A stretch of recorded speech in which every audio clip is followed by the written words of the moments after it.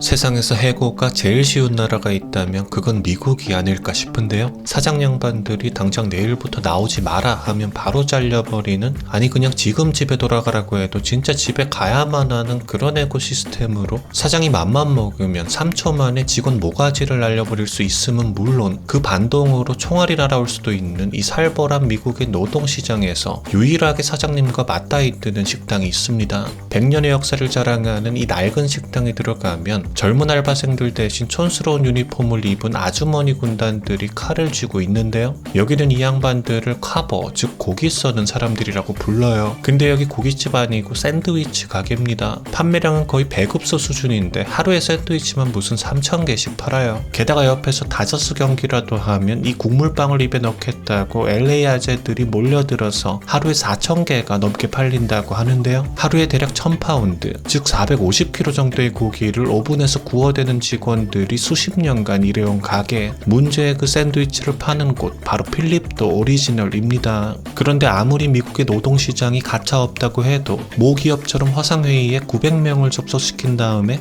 지금 접속된 당신은 해고입니다 하면서 가글로 입행굴 시간 만에 동시에 해고시키는 그런 짓을 하면 미국이라 할지라도 역대급 비인간적인 쓰레기 해고라면서 욕먹습니다. 물론 이것도 대면 해고했다가 보복살인 당할까봐 라는 얘기가 있어요. 이렇게 미국은 한국에 비하면 파리 목숨인 건 확실한데요. 너는 우리 팀에서 융합되지 못하고 혼자 둥둥 떠오른다. 회사의 길과 너의 길 두 방향성이 일치하지 않다. 뭐 이런 뜬구름식 추상적인 이유로도 해고가 가능하니까요. 아무튼 이 100년 된 필립에서는 이 미국의 노동시장과는 완전 별개의 사람들이 가득 차 있는데, 보통 카페에서 주문하는데 망설이면 직원들이 좀 기다려주잖아요. 근데 여긴 아니에요. 하루 3,000개씩 샌드위치 쳐내는 양반들한테 망설임은 곧 시간 낭비이기 때문인데요. 앞에 와서 하고 고르고 있으면 카리스마 있게 잠시 옆으로, 다 고르시면 알려주세요 넥스트, 이렇게 대충 거침없이 하이킥의 박혜미님 같은 느낌으로 대응합니다. 그리고 얄짤없이 레디오에 있는 손님 주문을 빠르고 받고 고기 썰어요. 뭐랄까 정말 정해진 것을 말하는 느낌? 빨간불엔 멈추고 초록불엔 건너세요 같은 당연한 얘기를 하는 바이브라 기분 나쁠 것도 없습니다. 그래도 그렇지 혹시라도 손님들이 기분 나쁘다고 컴플 걸어서 사장한테 잘리면 어쩌나 싶겠지만 절대 그럴 일이 없는 게, 이 미친 회전율에서 하루에 450kg 고기를 썰고 손님 오면 주문 받고 소스까지 제대로 찍어서 샌드위치 만들어주는 건 수십 년 짬바 쌓인 이 카버만의 영역이거든요. 일단은 고기를 썰기 전에 굽는 과정부터가 완전 노가다인데, 팬에 당근이랑 샐러리, 양파, 각종 향신료를 산더미처럼 깔고 일종의 채소 침대를 만들어서 고기가 바닥에서부터 구워지지 않고 살짝 뜬 상태로 익히면서 구워요. 센 불에서 고기가 구워지면 이 열받은 고기에서 기름이랑 순수한 육즙이 뚝뚝 떨어질 거 아닙니까? 그럼 바닥에 깔린 채소들이 그 고기 기름을 쫙 빨아당기면서 오븐 속에서 구워지고, 또 그게 구워지고 구워져서 좀 찐득하게 돼요. 이 양반들은 이 기운 쭉 빠진 채소랑 팬 바닥에 눌어붙은 액기스를 싹싹 긁어 모아서 옆에 24시간 끓이고 있는 뼈 육수소차 냅다 붓고, 이 육즙 야채 진액이랑 뼈 육수랑 섞어서 필립의 특제 소스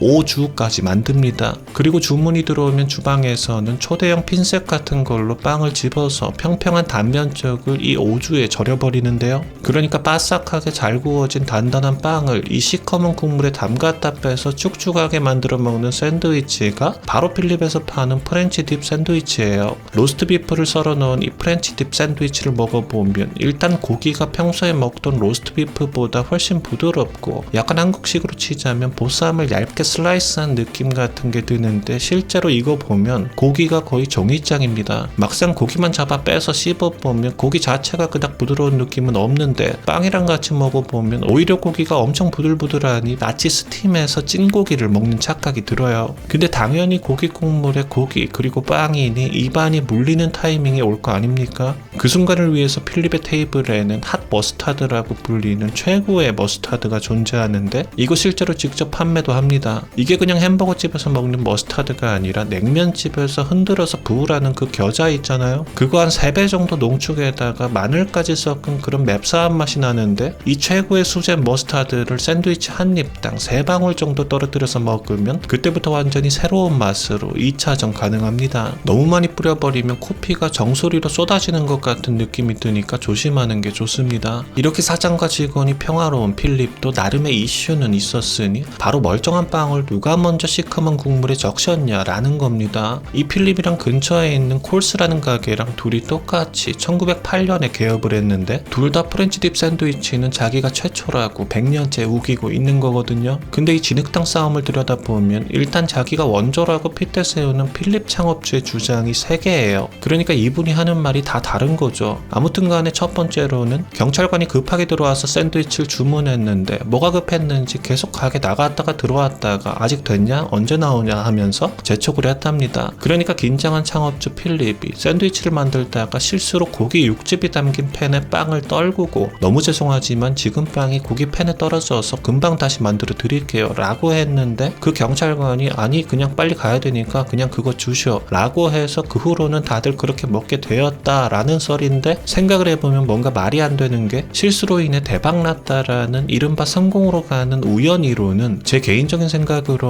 성공을 하긴 했는데 딱히 마땅한 다른 설명이 없을 때 둘러대는 가장 전형적인 수법이라고 생각해서 신빙성 최하인 것 같고 두 번째로는 실제로 기록이 남은 썰로서 1951년 LA타임스 인터뷰 때 창업주 필립이 한 말입니다. 물론 나머지도 다 필립이 한 말이기는 해요. 어느 날 한 손님이 고기 굽는 팬 바닥에 있는 육즙 소스를 보더니 그거 그레이비 소스 아니요? 나는 거기에 빵을 적셔서 주셔 라고 요구를 했고 그렇게 주문하는 걸 본 대여섯 명의 손님들이 똑같은 요구를 하다 보니 메인 메뉴가 되었다 라는 건데 이거 뭔가 언뜻 그럴싸하지만 허점이 너무 많아요. 일단 손님이 남의 주방 안쪽 로스팅 팬 바닥에 깔린 국물을 무슨 수로 유심히 봅니까? 게다가 매장에서 그것도 주문하는 곳에서 단 한 명의 손님이 빵을 국물에 담가주셔라는 메뉴판에도 없는 주문을 외쳤는데 그걸 듣자마자 주변에 있던 대여섯 명이 무슨 각본 짠 것처럼 갑자기 한 명씩 들고 일어서면서 그렇다면 나 역시 저 국물에 담가서 촉촉한 빵으로 이랬다는 게 너무 뮤지컬스럽잖아요. 그리고 마지막 썰로는 절약정신 또는 진상퇴치설인데 어제 남은 빵이 있었는데 필립이 그거 버리지 않고 어떻게든 써먹을 작정을 하고 있었던 날 마침 배고픈 손님이 당첨된 거죠. 당연히 손님이 빵이 너무 퍽퍽하다고 바로 컴플레인을 걸었고 어차피 이 손님 아니어도 손님이 많아서 배부른 필립은 다시 줘보쇼 촉촉하게 줄 테니 하면서 육즙에 담갔다가 줬다는 겁니다. 물론 상대 식당인 콜스에서는 필립이 하는 말은 전부 거짓말이다. 촉촉빵은 자기네들이 원조라면서 자기 단골 중에 치과 갔다가 콜스에 밥 먹으러 오는 쪼를 가진 손님이 있는데 하루는 이빨이 너무 아프다고 해서 편하게 드시라고 국물에 빵을 적셔서 준 거다. 우리가 최초다 라고 주장을 했어요. 사실 이 중에서 뭐가 진짠지 우리는 절대로 알 수가 없지만 아무튼 간에 100년이 지났는데도 너무 맛있으니까 아직까지 서로 원조라고 하면서 싸우는 거 아니겠습니까? 똑같이 프렌치 딥 샌드위치를 100년 넘게 팔아오면서 싸워댄 이 두 양반 중에서 치과 손님 오던 콜스는 가게 한번 팔아 넘기고 리모델링 한다고 1년 쉬고 갑자기 무슨 위스키바 그런 살롱 느낌으로다가 간지나게 문 열었는데 장사 안 돼서 폐업 선언했다가 다시 장사했다가 뭐 결국 2달 전에 폐업했어요. 실제로 2019년 일리노이주의 한 제조 공장에서는 15년 일한 직원이 내일부터 안 나와도 돼 라는 말을 듣자마자 바로 권총 꺼내서 인사 담당자랑 공장장 포함 총 5명을 쏴 죽인 대형 사고가 있었는데요. 어쩌면 가장 쉽게 잘리는 나라에서 가장 길게 살아남는 법은 그 누구도 흉내낼 수 없는 나만의 칼자루를 쥐는 것 아닐까요?